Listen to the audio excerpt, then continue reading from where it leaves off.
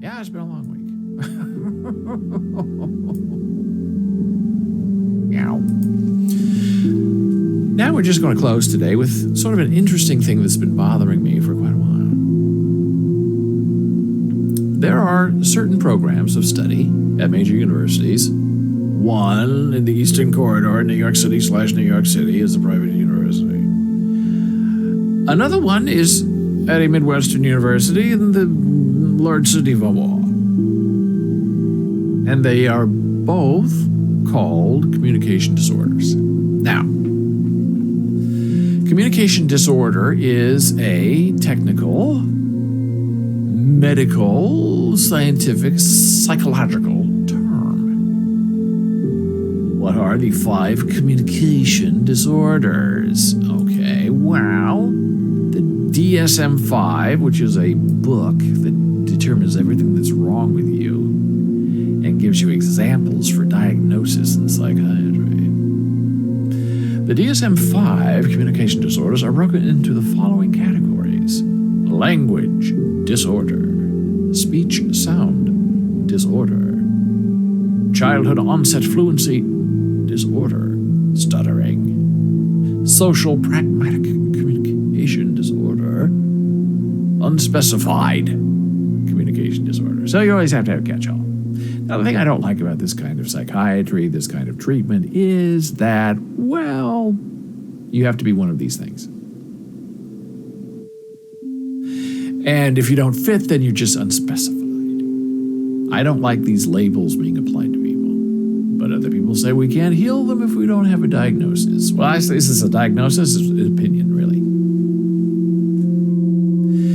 So, these communication disorder programs, departments, tend to focus on the deaf, and they tend to train speech pathologists. Some, not all, speech pathologists think that it's important to learn sign language. Not really become fluent, but to learn enough to make one of these diagnoses. And the problem with it is the speech pathologist, strictly speaking, from a deaf culture point of view, is not a friend of the deaf community. A speech pathologist's job is not to use sign language to communicate. It's to use sign language in order to get you to use your voice. They're not speech helpers, they're not speech therapists, they are speech pathologists. And they want to figure out why you're using your hands instead of your voice. And now there's sort of a thinking among some people, some schools, that American Sign Language programs should be not necessarily placed in a foreign language category, because the strict linguists say that it's a bastard language, it's not pure, it's stolen from French and sort of cobbled together. We don't want it anymore. So where do you put it? I don't know. They're all over the place. But the new thinking is, well, let's drop it into communication disorders. And we can have our speech pathologist take some classes there. And it makes them look fluent. But the problem is, most people who teach American Sign Language are deaf. They don't like their language being categorized as a disorder, because that goes to the medical view of deafness, which deaf people do not support. They don't want to be labeled as broken or in need of fixing, but that is the medical view of deafness. Let's give them a hearing aid. Let's give them a cochlear implant. Let's fix them at birth and make them non-deaf and force them into a hearing role. Gordon says Romanian is a beautiful Latin-based language that also steals words from all kinds of countries, which is quite amusing. That's very interesting. Now, is Romanian considered a foreign language that's acceptable at a university? I don't know. I would think if it's not, you could petition and it would be, because it's a living spoken language. And it depends if it's your first language or your second language, because if it's your first language, that's not a foreign language. No. Your first language is English. Your first language is Romanian. Your second language is English. It's a very interesting game they play. So I just said, why, if you're going to have a program and you want to be inclusive and you don't want to be negative, why would you if you can be a sanitation engineer instead of a garbage man, if you can be a postal delivery service human being instead of a postman, why can't you be a communication variant, a communication pathway? Gordon says, technically, it was my first language. Does that make English a foreign language for me, born in Perth Amboy, New Jersey? Yes, it does, if you're at a university. My first language? Shazam, Romanian. My second language is English, absolutely 100%. Just like Jana Marie, like it or not, she was born into a hearing family. Her first language, growing up, even though she didn't have a language really, was English. And her second language was ASL. And she went to Lehman College and they laughed in her face. They had a deaf program there and said, "Pah, you're deaf, you're born deaf. Your first language is ASL.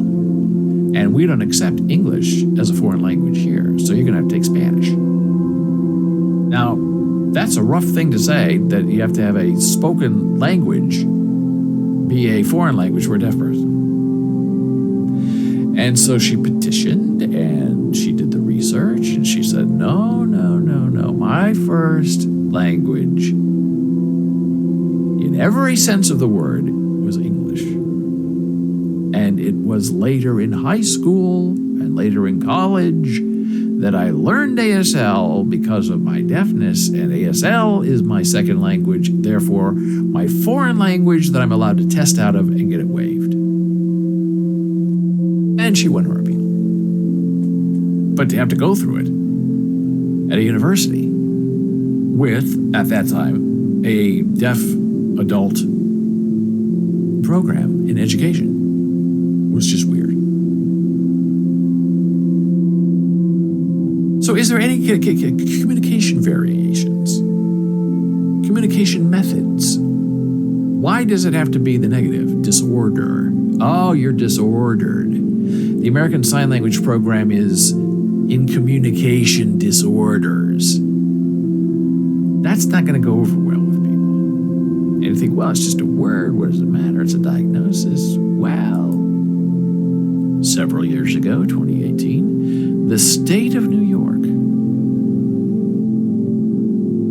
officially changed the term hearing impaired as being a negative, as being derogatory,